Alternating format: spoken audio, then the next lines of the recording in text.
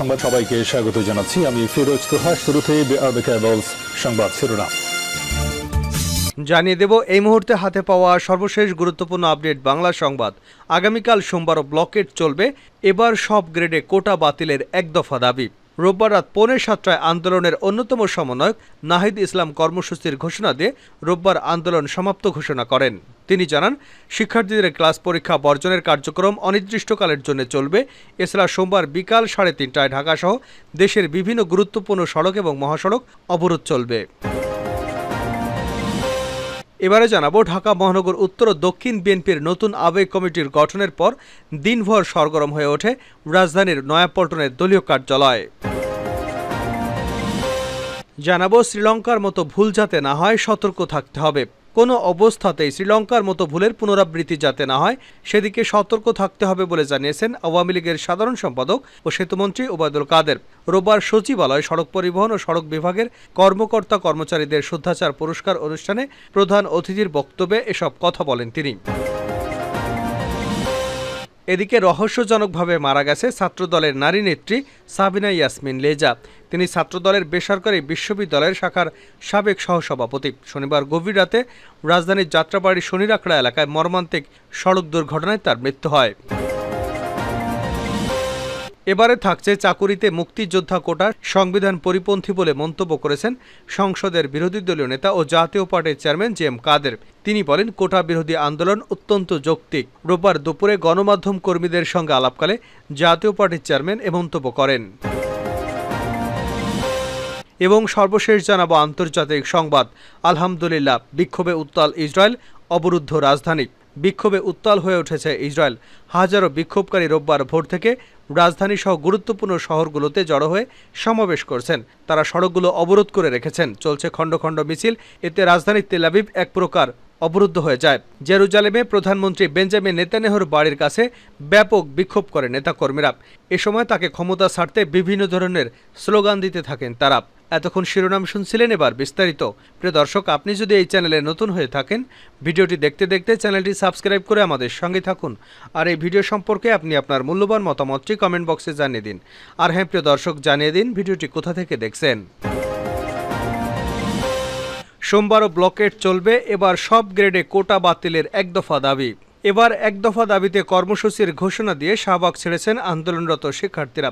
রোববার রাত 6:45 আন্দোলনের অন্যতম সমন্বয়ক নাহিদ ইসলাম কর্মসূচি ঘোষণা দিয়ে রোববারের আন্দোলন সমাপ্ত ঘোষণা করেন। তিনি জানান, শিক্ষার্থীদের ক্লাস পরীক্ষা বর্জনের কার্যক্রম অনির্দিষ্টকালের জন্য চলবে।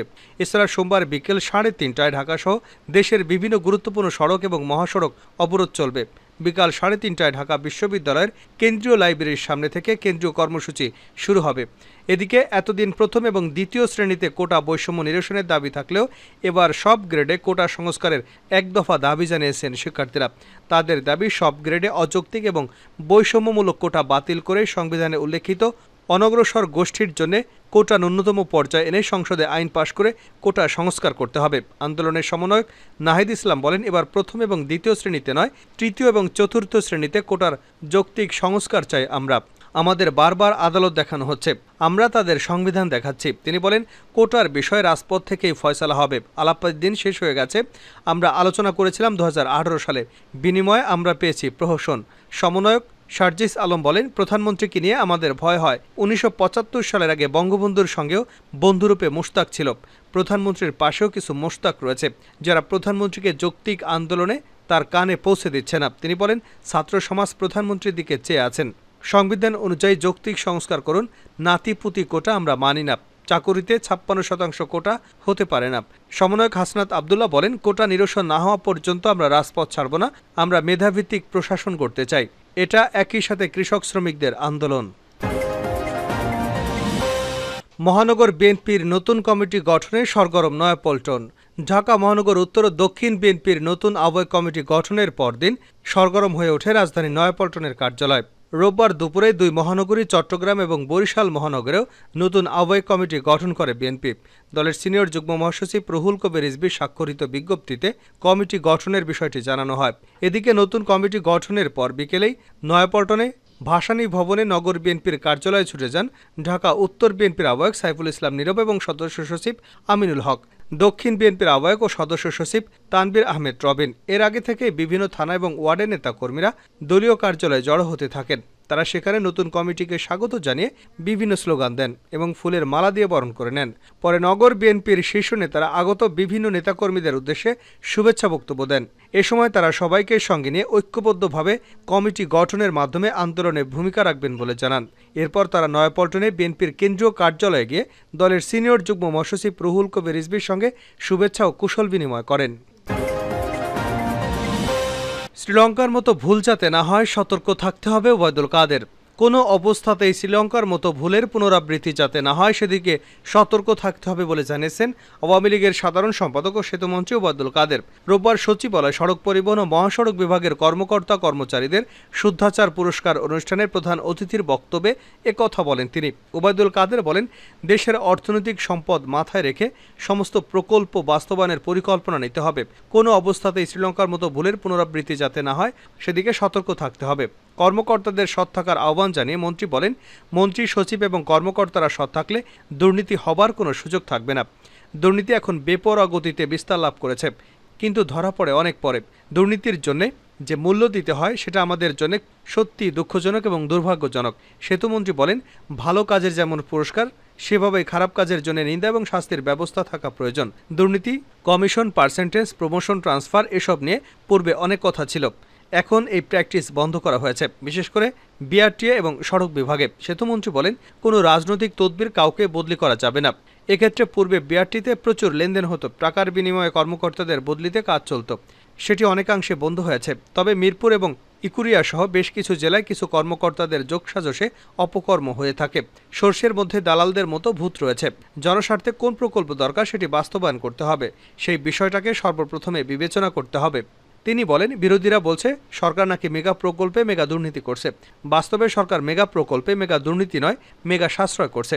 3টি সেতু, মেঘনা, গোমতী এবং কাশপুর সেতুতে 1100 কোটি টাকা সাশ্রয় হয়েছে, আর পদ্মা সেতুতে সাশ্রয় হয়েছে 1835 কোটি টাকা। ছাত্রদলের সাবেক নেত্রীর রহস্যজনক মৃত্যু। রহস্যজনকভাবে মারা গেছেন ছাত্রদলের নারী নেত্রী সাবিনা ইয়াসমিন লিজা। তিনি ছাত্রদলের বেসরকারি বিশ্ববিদ্যালয় শাখার সাবেক সহসভাপতি ছিলেন। শনিবার গভীর রাতে রাজধানীর যাত্রাবাড়ি শনিরাখড়া এলাকায় মর্মান্তিক সড়ক দুর্ঘটনায় তার মৃত্যু হয়। রোববার বিকাল 4টার দিকে ঢাকা মেডিকেল কলেজ হাসপাতালের মর্গ থেকে পরিবারের সদস্যদের কাছে তার মরদেহ হস্তান্তর করা হয়। এ সময় লিজার স্বামী পিরোজপুরের ভান্ডারিয়া উপজেলা ছাত্রদলের আহ্বায়ক মোহাম্মদ মাহফুজুর রহমান উজ্জ্বল গুরুতর আহত হয়ে চিকিৎসাধীন রয়েছেন। তবে এই বিষয়ে পরিবারের কেউ মুখ খুলছেন না। অন্যদিকে লিজার মৃত্যুকে রহস্যজনক বলছে তার সহকর্মীরা। তাদের কেউ দাবি করছেন লিজা আইসিইউতে মারা গেছে, তবে পুলিশ বলছে লিজা যাত্রাবাড়িতে ঘটনাস্থলেই মারা গেছেন। ছাত্রদলের বেসরকারি বিশ্ববিদ্যালয় শাখার কয়েকজন নেতা জানান, শনিবার আনুমানিক রাত 2:30 থেকে 3টার দিকে স্বামী উজ্জ্বলকে নিয়ে যাত্রাবাড়ি এলাকায় বাইক নিয়ে ঘুরতে বের হন লিজা। তিনি নিজেই বাইক চালাচ্ছিলেন। এ সময় পেছন দিকে একটি মাইক্রোবাস থেকে ধাক্কা দিলে তিনি ছিটকে পড়ে যান তার স্বামী। এ সময় পেছন দিক থেকে একটি বাস তাদের বাইকে ধাক্কা দিলে ছিটকে পড়ে যান তার স্বামী। তবে লিজা বাইক নিয়ে বাসটির পিছু নিলে পেছন থেকে আবার অপর একটি বাস এসে বাইকে ধাক্কা দিলে ঘটনাস্থলেই মারা যায় লিজা। পরে স্থানীয় লোকজন তাকে সহ তার স্বামীকে ঢাকা মেডিকেল কলেজ হাসপাতালে নিয়ে যায়। সেখানে চিকিৎসকরা লিজাকে মৃত অবস্থায় পান এবং তার স্বামীকে চিকিৎসা দেন। বিক্ষোভে উত্তাল ইসরায়েল, অবরুদ্ধ রাজধানী। বিক্ষোভে উত্তাল হয়ে উঠেছে ইসরায়েল।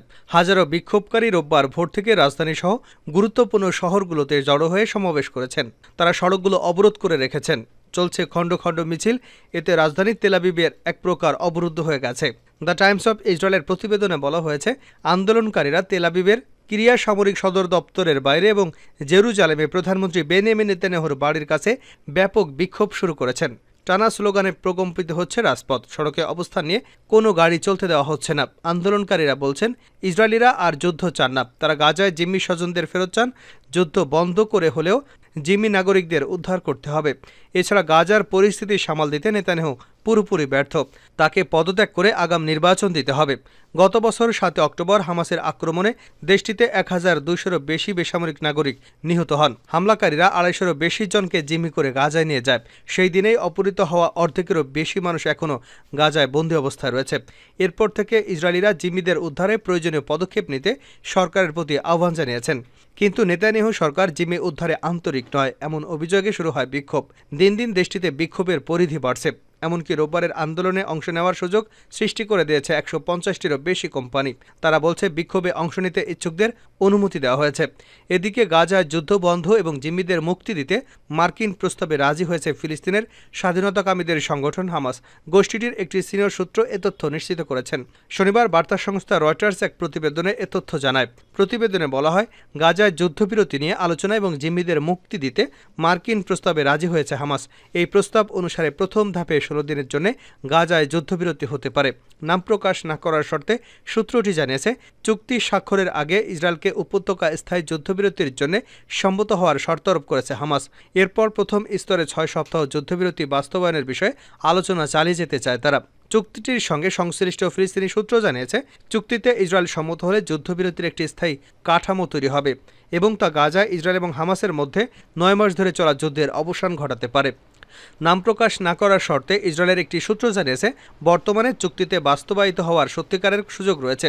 এটি গাজায় 9 মাস ব্যাপী যুদ্ধের বিপরীতে অতীতের অগ্রহণযোগ্য শর্তগুলোর বিপরীতে একটি দৃষ্টান্ত হতে পারে। রয়টার্স জানিয়েছে, ইসরায়েলের প্রধানমন্ত্রী বেনিয়ামিন নেতানিয়াহুর এক মুখপাত্রের সঙ্গে বিষয়টি নিয়ে মন্তব্য করতে চাইলে তিনি তাৎক্ষণিক সাড়া দেননি। তারা জানিয়েছে, আগামী সপ্তাহ পর্যন্ত আলোচনা চলবে। এখনও দুপক্ষের মধ্যে অনেক ফাঁকফোকর রয়েছে বলেও জানিয়েছে তারা। এর আগে গাজায় 3 স্তরের যুদ্ধবিরতির প্রস্তাবনা দেন মার্কিন প্রেসিডেন্ট জো বাইডেন। বিবিসির প্রতিবেদনে বলা হয়, 3 পর্বের এই প্রস্তাবের শুরুতে 6 সপ্তাহের জন্য যুদ্ধবিরতির কথা বলা হয়েছে। এটি হবে যুদ্ধবিরতির প্রথম পর্যায়। এ সময় গাজায় সব জনবহুল এলাকা থেকে ইসরায়েলি সেনাদের সরিয়ে নেওয়া হবে। যুদ্ধবিরতির সময় হামাস নির্দিষ্ট সংখ্যক জিম্মিকে মুক্তি দেবে। তাদের মধ্যে নারী, বয়স্ক এবং আহত জিম্মিরা থাকবেন। এর বিনিময়ে ইসরায়েলে বন্দী থাকা কয়েকশো মানুষকে মুক্তি দেওয়া হবে। এছাড়া হামাসের হাতে জিম্মি অবস্থায় মারা যাওয়া ব্যক্তিদের মরদেহ পরিবারের কাছে বুঝিয়ে দেওয়া হবে। গাজার সব এলাকায় বেসামরিক ফিলিস্তিনিদের তাদের বাড়িঘরে ফিরতে সুযোগ করে দেওয়া হবে। সেই সঙ্গে গাজায় সহায়তা কার্যক্রম বাড়ানো হবে। গাজায় প্রতিদিন মানবিক সহায়তাবাহী 600 ট্রাক ঢুকতে দেওয়া হবে। আন্তর্জাতিক সম্প্রদায় গাজাবাসীর জন্য হাজারো সাময়িক আবাসনের ব্যবস্থা করবে। 6 সপ্তাহ যুদ্ধবিরতি চলাকালে যুক্তরাষ্ট্র এবং কাতারের মধ্যস্থতায় শান্তি আলোচনা চলমান থাকবে। যদি আলোচনা সফল হয় তাহলে পরবর্তী পর্যায়ে পরিকল্পনা বাস্তবায়ন শুরু করা হবে। দ্বিতীয় পর্যায়ে বাদবাকি জীবিত জিম্মিদের মুক্তি দেবে হামাস। তাদের মধ্যে জিম্মি পুরুষ সেনারাও থাকবেন। সেই সঙ্গে গাজা উপত্যকা থেকে ইসরায়েলি বাহিনীর সর্বশেষ সেনাকে সরিয়ে নেওয়া হবে। যুদ্ধবিরতিকে স্থায়ীভাবে শত্রুতা বন্ধে উন্নীত করা হবে। তৃতীয় পর্যায়ে জিম্মি ফেরানোর প্রক্রিয়া পুরোপুরি শেষ করা হবে। গাজার জন্য বড় ধরনের একটি পুনর্গঠন পরিকল্পনা বাস্তবায়ন শুরু হবে। এর আওতায় মার্কিন এবং আন্তর্জাতিক সহায়তায় গাজা উপত্যকায় বাড়ি, বিদ্যালয় এবং হাসপাতাল পুনর্নির্মাণ করা হবে।